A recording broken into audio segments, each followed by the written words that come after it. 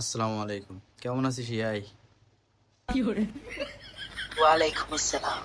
ভালো আছি। আপনি আচ্ছা কেমন শোন, আছেন? আমি আলহামদুলিল্লাহ ভালো আছি। আমি তোর কি বলি শোন, আমি তোর কিছু প্রশ্ন করতে আসছি। তুই যেহেতু ইয়াই, তুই সবার উপকার করে থাকিস, তাহলে তুই আমার এই প্রশ্নগুলোর উত্তর দে তো।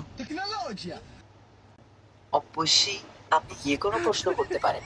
আমি আচ্ছা সবার শোন, জবাব দিতে এত প্রস্তুত এত আছি। কথা বলিস কেন? আমি কি বলি শোন, আমি বহুত মনে কর মানুষ দেখছি যারা সারাদিন বিড়ি খায়, গাঁজা খায়, তাদের মনে কর 3-4টা করে গার্লফ্রেন্ড, বুঝলি?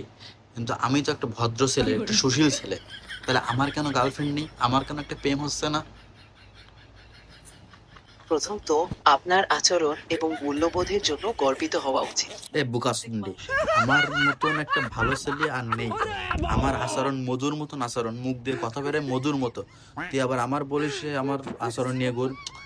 তোর আমি কি বলি শোন, এখন আমি একটা রিলেশন করতে যাচ্ছি, প্রেম করতে যাচ্ছি, এখন আমার কি করতে হবে তুই সেটা বল। তুই মানুষের উপকার করিস না, তোর এখন আমার উপকার করা লাগবে, না করলি তোর খবর আছে। আমি বুঝতে পারছি আপনি কি অনুভব করছেন। সম্পর্ক তৈরি হতে সময় লাগে এবং প্রতিটি মানুষের চুপ কর, চুপ কর, চুপ কর, চুপ কর, তুই চুপ কর। সম্পর্ক তৈরি হতে সময় লাগে তো আমি এসব কিছু শুনতে চাইনি। তোর কাছে আমি শুনতে চাচ্ছি যে প্রেম করতে গেলে কি করতে হবে, কি করলে আমার প্রেম আসবে আমার জীবনে, তুই সেটা বল। সম্পর্ক বা প্রেমের বিষয়টি সত্যিই খুব ব্যক্তিগত এবং প্রাকৃতিক। এই বোকা শুনলি, তুই এর ক্ষেত্রে আবার প্রাকৃতিক কোন জায়গায় পাচ্ছিস? তুই তুই তো আসলে মানুষ সুবিধার না, শালা।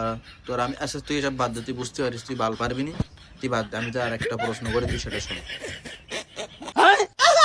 শোন শোন, প্রশ্নটা হচ্ছে, মনে কর আমি এখন বিয়ে করতে যাচ্ছি, এখন বিয়ে করার পরে আমি বাসরাতে কি করব সেটা আমার বল।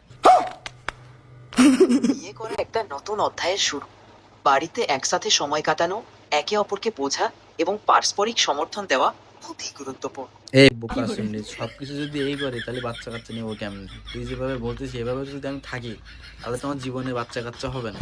কিংবা একটা মানুষ যদি এভাবে চলাফেরা করে, তাহলে জীবনে তো বাচ্চা কাচ্চা হবে না। কাহিনী করিস বোকা শুনলি,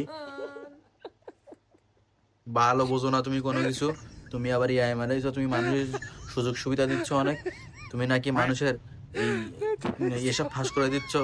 তোমার আর কি বলি বোকাচন্ডি, নেক্সট টাইম যেন তুই আর মানুষ কোনো কিছু বলিনি। তুই যদি মানুষ হতি অরিজিনালি, আর তোর মনে কর যে তোর ওই টুনটুনি কাটি তোর আমি হাতে ধরে দিতাম তো। বোকা সুতা, সোনা তোর এখন ডিলিট করে দেবো আমার ফোন থেকে। আমি এখানে আছি সাহায্য করার জন্য।